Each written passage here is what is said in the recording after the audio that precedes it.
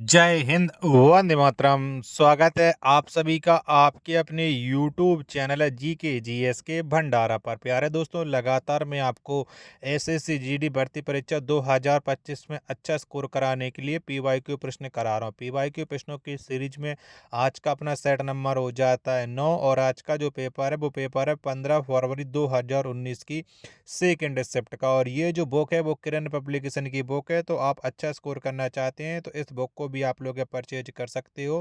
ठीक है, और 25 में से कितने प्रश्न आप सही कर पाते हो कमेंट बॉक्स में आपको अपना स्कोर है जरूर बताना है, क्योंकि उस समय 2019 में एसएससी जीडी में जीके के 25 से प्रश्न पूछे जाते। तो आज की इस वीडियो को आप लोग शुरू से लेकर एक एंड तक फुल वॉच करते रहे। कमेंट बॉक्स में आपको अपना स्कोर है जरूर बताना है। तो चलिएगा फिर शुरू करते हैं।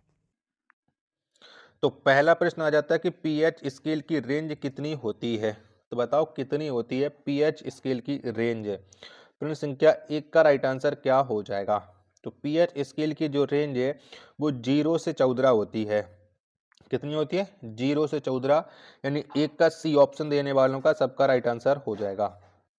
दूसरा प्रश्न है कि निम्न में से किस देश में संवैधानिक शक्तियों का वितरण केंद्र और राज्य दोनों के बीच किया गया है। तो बताओ किस देश में किया गया। प्रश्न संख्या 2 का राइट आंसर क्या हो जाएगा। चारों ऑप्शन आपकी स्क्रीन पर हैं, वो शो हो रहे हैं। तो ये शक्तियों का वितरण केंद्र और राज्य दोनों के बीच हुआ है, वो हुआ है भारत देश में। जो अपना प्यारा देश भारत है उसी में किया गया है। दूसरे का पहला ऑप्शन करेक्ट आंसर हो जाएगा। तीसरा प्रश्न आ जाता है कि पुस्तक एग्जाम वॉरियर के लेखक कौन हैं। तो बताओ किसके द्वारा ये एग्जाम वॉरियर पुस्तक को लिखा गया है।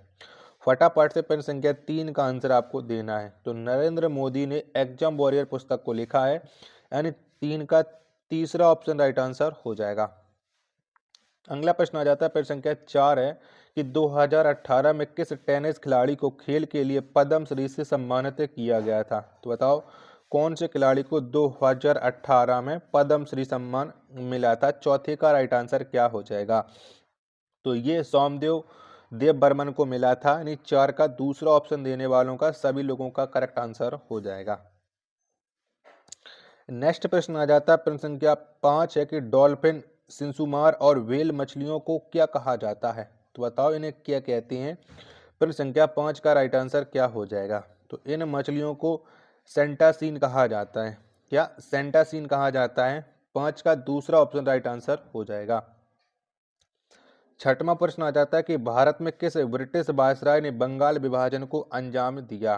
तो बताओ कौन किसके द्वारा ये बंगाल विभाजन किया गया था। छठवें प्रश्न का राइट आंसर क्या हो जाएगा। तो लॉर्ड कर्जन ने बंगाल विभाजन को अंजाम दिया था। 6 का दूसरा ऑप्शन राइट आंसर हो जाएगा। 7वें नंबर का प्रश्न आ जाता है कि मौर्य साम्राज्य की राजधानी कौन सी थी। तो बताओ इनमें से कौन सी थी मौर्य साम्राज्य की राजधानी।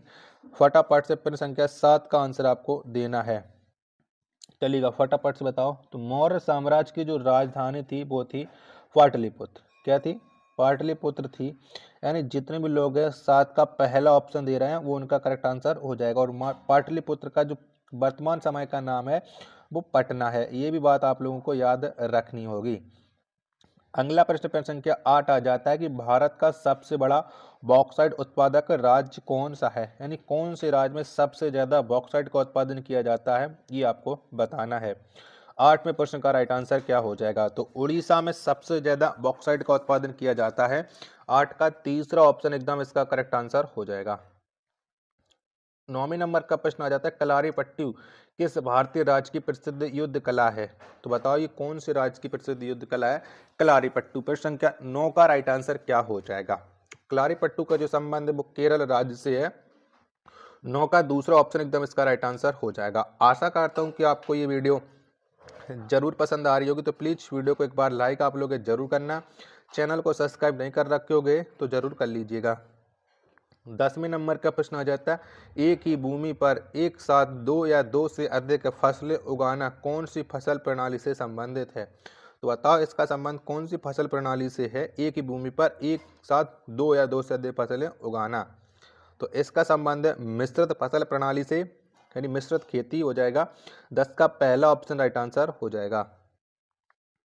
11वें नंबर का प्रश्न है, दही बनाने में डॉट डॉट बैक्टीरिया सहायक होते हैं। तो बताओ कौन से बैक्टीरिया सहायक होते हैं दही बनाने में। 11वें प्रश्न का राइट आंसर क्या हो जाएगा। तो दही बनाने के लिए लैक्टोबैसिलस एसिडोफिलाइस बैक्टीरिया शामिल होते हैं, यानी 11 का दूसरा ऑप्शन करेक्ट आंसर हो जाएगा। 12वें नंबर का प्रश्न आ जाता है, केंद्र सरकार द्वारा राष्ट्रीय खेल विकास कोष वर्ष की स्थापना किस वर्ष की गई थी। तो बताओ ये स्थापना कब हुई थी। प्रश्न संख्या 12 का आंसर आपको देना है। तो ये स्थापना की गई थी 1998 में NSDF की, यानी 12 का तीसरा ऑप्शन राइट आंसर हो जाएगा। प्रश्न संख्या 13 है आपके सामने कि निम्न में से कौन सा भारत का राष्ट्रीय जलीय जंतु है। तो बताओ कौन सा है। तो भारत का जो राष्ट्रीय जलीय जंतु है वो है रिवर डॉल्फिन, यानी 13 का पहला ऑप्शन करेक्ट आंसर हो जाएगा। चलिएगा, प्रश्न संख्या 14 आ जाता है आपके सामने, जरूरतों का दोहरा संयोग किस प्रणाली की विशेषता है। तो बताओ ये कौन सी प्रणाली की विशेषता है, जरूरतों का दोहरा संयोग। तो ये 14वें प्रश्न का राइट आंसर आपको बताना है। तो ये वस्तु विनिमय प्रणाली का 14 का दूसरा ऑप्शन एकदम इसका राइट आंसर हो जाएगा।